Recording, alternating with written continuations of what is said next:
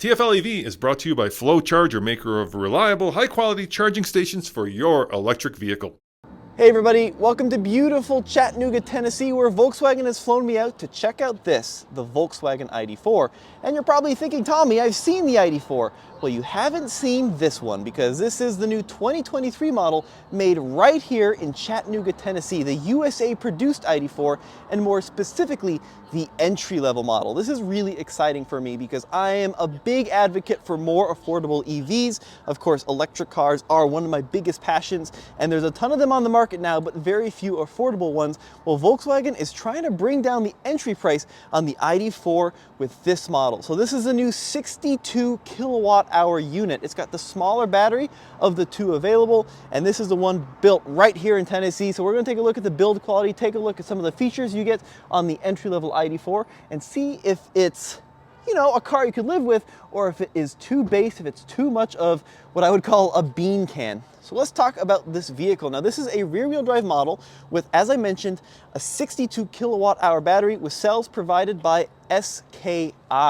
Now, the range on this model is 209 miles, and the starting price, $37,495, which is about $4,000 cheaper than the cheapest ID.4 you could get in 2022. Now, $4,000 is a really big price reduction, and this car, well, visually, it doesn't look any different or all that different from a $53,000 ID.4. There's a few differences that let you know that this is not a top spec, for example, the wheels, but even the base wheel is a good looking design. So while a lot of ID.4s have 20-inch wheels, this car is going to have a 19-inch wheel in this aero profile, but it's a good looking aero wheel. So many companies have aero wheels that look like, well, they look like me, kind of nerdy, a little geeky, and not all that cool, but not this one. This one is a super cool design. It's definitely aerodynamic, you can see, because a lot of the slits are filled in, but they still did a good job with the accenting and making it look cool. So a 19-inch wheel is a standard wheel on the ID.4.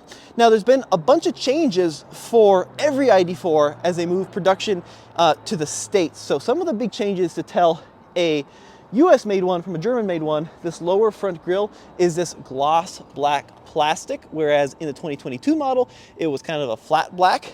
We also see different colors, different wheel designs, and then this is a really subtle touch, but it's definitely noticeable, is in the rear of the vehicle, this crease on the bumper is much more pronounced, much more angular than the German-made ID.4, which is more angular. More flowy, I should say. Now, of course, German-made ID.4s are still going to markets all around the world. The ones built here in Tennessee are just going to the USA and Canada. Now, from the front and the rear, not much to differentiate the base model from the high-end model. So we have a slightly different grille treatment, right?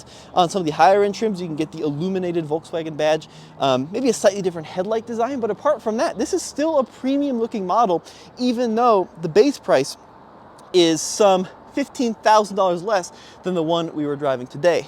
Now let's take a look at the interior, because that's typically where some base models fall apart, but first thing you notice is it's not a sea of black plastic, and that is such a surprise to me. I was expecting to come in here and see black cloth seats, black dash, no contrasting stitching, tiny screens, but not in the ID.4. So as we hop on in, for 2023, every ID.4 is going to have this massive 12-inch display. So in previous years, I believe you could get a 10-inch. That is gone. It's been replaced with this 12-inch screen, which is a huge plus in my opinion.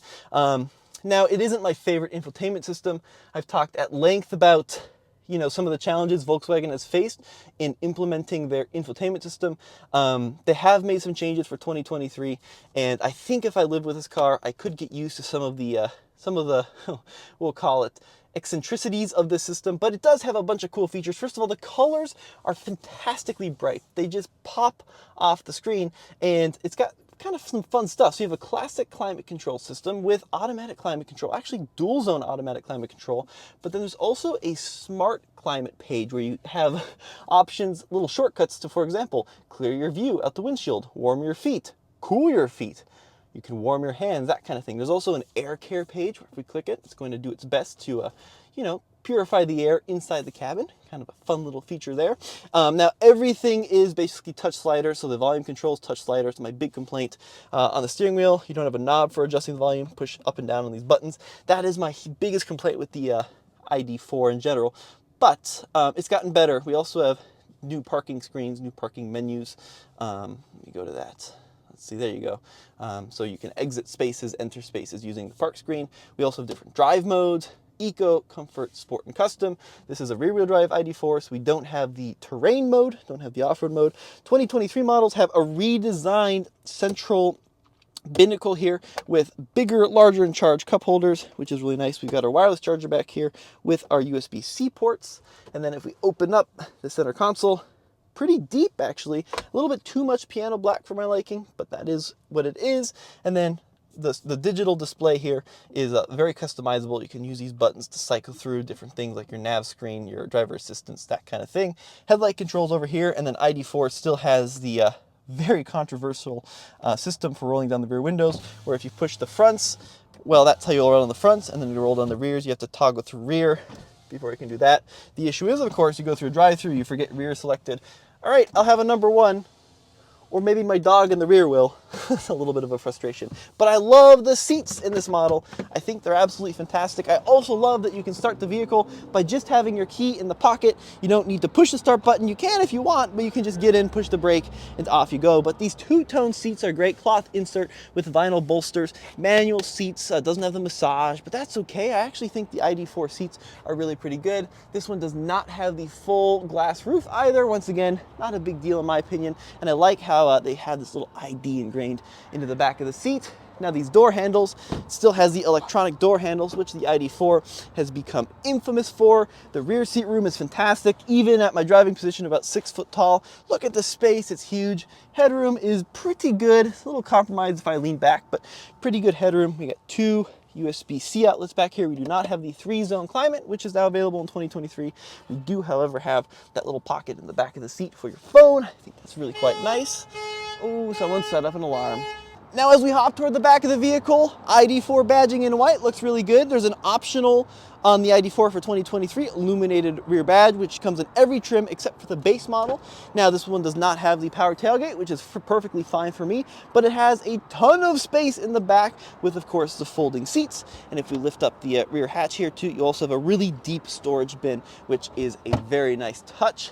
And let's talk quickly about charging. Oh, I'm looking for the button, but it's manual. The charging port is located on the right rear of the ID.4, and if you get the 62 kilowatt hour, the max charging speed is 140 kilowatts versus the 80 plus kilowatt hour pack, which will peak at 170, but you have your CCS charging with your little dongle there.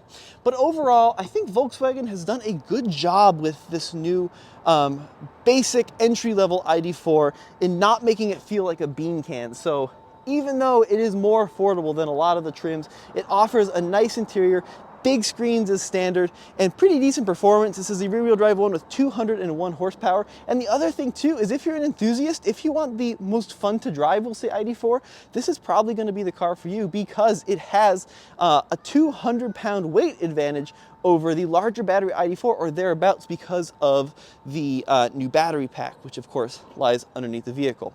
Well guys, let me know what you think in the comments section below of this new entry-level ID.4. I asked and asked and asked, will this apply for the new tax credit? Because it is made here in the US.